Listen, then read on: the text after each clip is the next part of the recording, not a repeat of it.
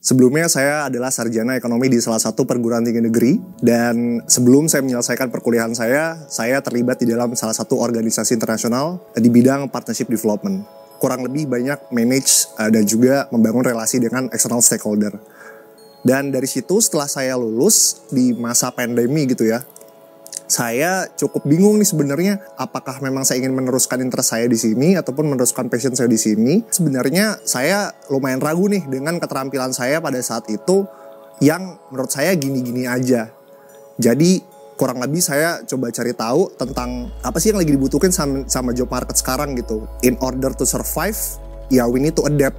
Tapi pertanyaannya adalah saya harus adapt untuk mencari pekerjaan tuh yang seperti apa sih yang memang lagi dibutuhkan dan juga relevan dengan kebutuhan industri saat ini.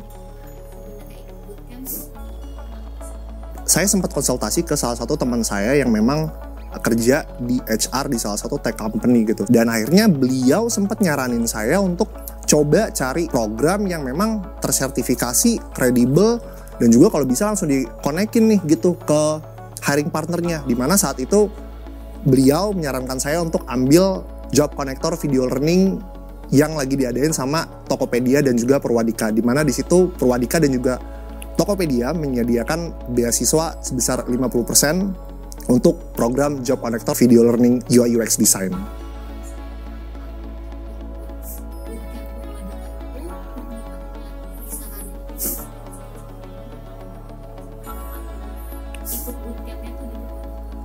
Tentu saja yang pertama adalah kredibilitasnya Purwadika. Menurut saya nggak perlu dipertanyakan lagi gitu, karena secara institusi juga udah berdiri lama, secara pakemnya itu udah solid gitu terhadap si kurikulumnya.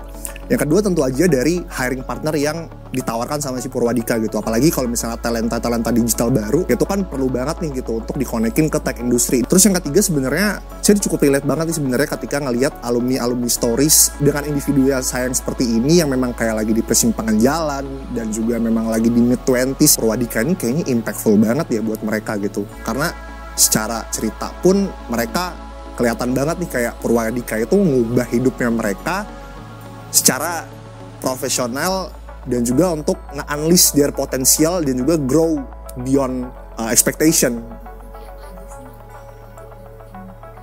Sebenarnya kalau dari Purwadika sendiri itu karena saya sudah terjun di industri juga, menurut saya udah lengkap banget.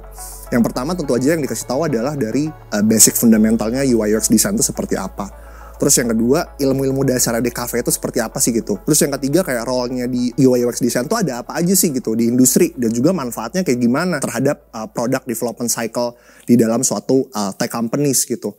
Dan juga tentu aja dikasih tahu juga nih materi-materi tentang tools-nya apa aja yang akan dipakai selama di industri. Terus juga kira-kira end-to-end prosesnya kayak gimana sih gitu. Proses design thinking-nya seperti apa sih gitu di dalam suatu life cycle product. Gimana kolaborasi sama stakeholders. Lengkap banget materi yang disediakan sama Purwadika, applicable banget gitu ketika sebagai digital talent itu masuk ke dalam suatu industri.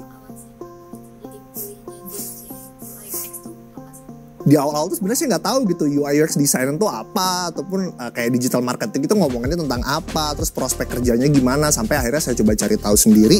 Di job posting itu banyak banget nih gitu kebutuhan akan UI UX designer gitu, product designer gitu, researcher dan sebagainya, yang sebenarnya saya lihat, wah saya sayang banget nih gitu kalau misalnya saya nggak punya keterampilan ini untuk bisa fit in sama demand dari industrinya tersebut gitu. Terus yang kedua tentu saja kalau dari si pribadi, jadi saya senang aja gitu ngelihat hal-hal yang berbau visual gitu. Terus sebenarnya yang ketiga, saya tuh lumayan ke-inspire nih sama sosoknya Steve Jobs gitu.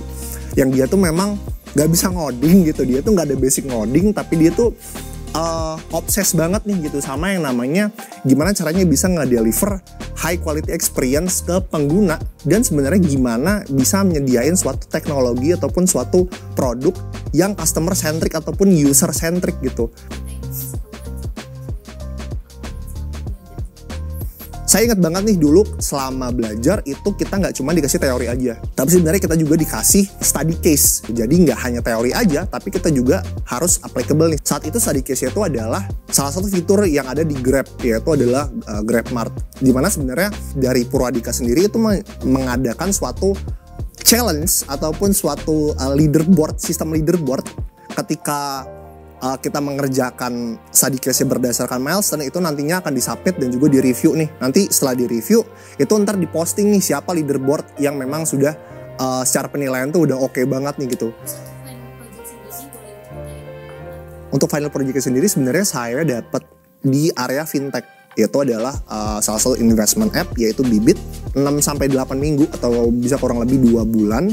Ada mentornya juga gitu, ada mentor eksternal dari Purwadikanya dan juga mentor dari guest mentornya gitu yang memang expertise di bidang tersebut, di bidang fintech tersebut. Metodenya itu kurang lebih sama kayak sprint method, tapi ada milestone-nya nih gitu. Jadi minggu pertama kita diminta untuk nyelesain apa, terus ntar di-assess lagi, lanjut ke minggu kedua. Salah satu problem yang saya temuin di dalam aplikasi Bibit itu adalah yang pertama, berdasarkan secondary research yang sudah saya lakukan dari salah satu artikel di Think with Google, itu adalah investor itu sebelum melakukan decision making, mereka akan melakukan riset dulu nih. Salah satu cara risetnya mereka itu adalah sebenarnya mencari tahu ke community si investornya tersebut. Itu sebenarnya salah satu problem yang saya temuin juga sebenarnya adalah existing usernya Bibit itu concern nih sama security accountnya mereka ketika berinteraksi di grup komunitas gitu. Mereka suka banget nih di approach sama grup-grup ataupun akun-akun yang gak jelas dari grup Telegramnya yang mengatasnamakan investasi ataupun mengatasnamakan Bibit. Terus dari 2 informasi yang sudah saya dapatkan gitu, dari secondary research dan juga dari app review, itu saya coba validasi ini gitu. Dan ketika validasi ke research ke usernya, itu saya menemukan ada permasalahan lagi nih gitu sebenarnya. Ternyata saya nemuin bahwa nggak hanya itu aja, tapi ternyata ada 3 masalah baru nih gitu. Yang pertama adalah ketika mereka berinteraksi di Telegramnya Bibit, itu mereka sering banget nih nemuin topik-topik yang nggak relevan.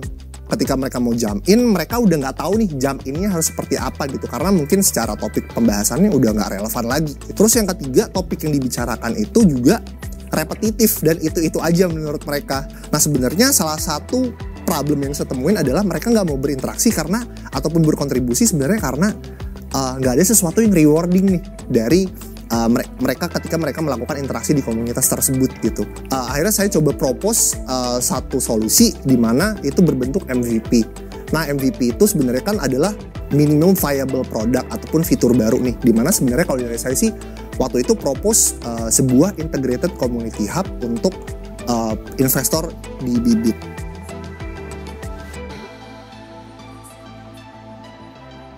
Role-nya adalah product researcher UI UX, tentu saja day to day basisnya ya lagi-lagi melakukan riset, melakukan observasi, melakukan identifikasi, kira-kira ada masalah apa nih sama produknya, terus kira-kira apa nih peluang yang bisa dikembangkan dari masalah tersebut gitu. Saya dapat brief nih, briefnya itu yang nantinya akan saya translate ke dalam sebuah research plan.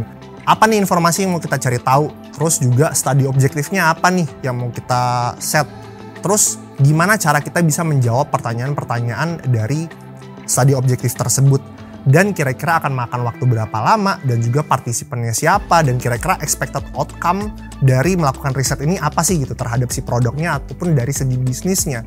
Dan juga sebenarnya kalau dari proses risetnya sendiri itu bermacam-macam gitu dari brief yang diberikan. Ada yang namanya riset secara eksploratif, ada juga yang secara evaluatif, ada juga yang memang sudah ada nih informasinya, biasanya itu dari data internal si company-nya, ataupun misalnya bisa dilihat dari funnel product journey-nya sendiri. Terus juga yang keempat mungkin ada juga nih yang sifatnya itu project based, cari tahu nih kira-kira apa yang bisa kita solve dan juga biar bisa memberikan high quality experience kepada user si aplikasinya.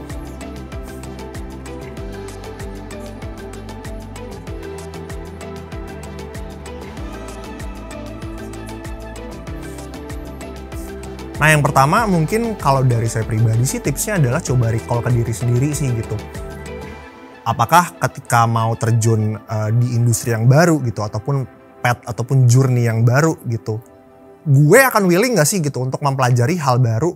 Terus yang kedua adalah kira-kira gue bisa spend komitmen sejauh apa sih gitu untuk bisa memenuhi target tersebut gitu. Namanya mau terjun ke industri yang baru, mau coba adaptasi sama perubahan, yang di-spend gak hanya tenaga sama waktu dan juga biaya gitu, tapi juga sebenarnya adalah willingness dari diri sendiri. Ability saya nih untuk bisa ngembangin ataupun upgrade skill baru itu yang seperti apa sih yang bisa saya kerjakan gitu.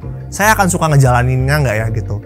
Menurut saya pribadi, kayaknya kalian nggak perlu takut dan juga ragu sih untuk mulai hal baru selagi kalian memang berkomitmen untuk mau making progress dan juga continuously improving sebagai seorang individu gitu. Apalagi yang mungkin memang umurnya masih di mid-20s.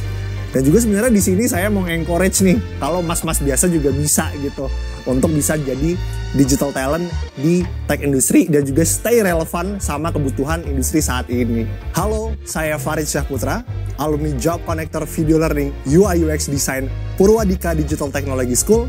Sekarang saya bekerja sebagai Product Researcher UI UX di Fantastic, Wealth Management Platform for Passive Investor. And this is my alumni story.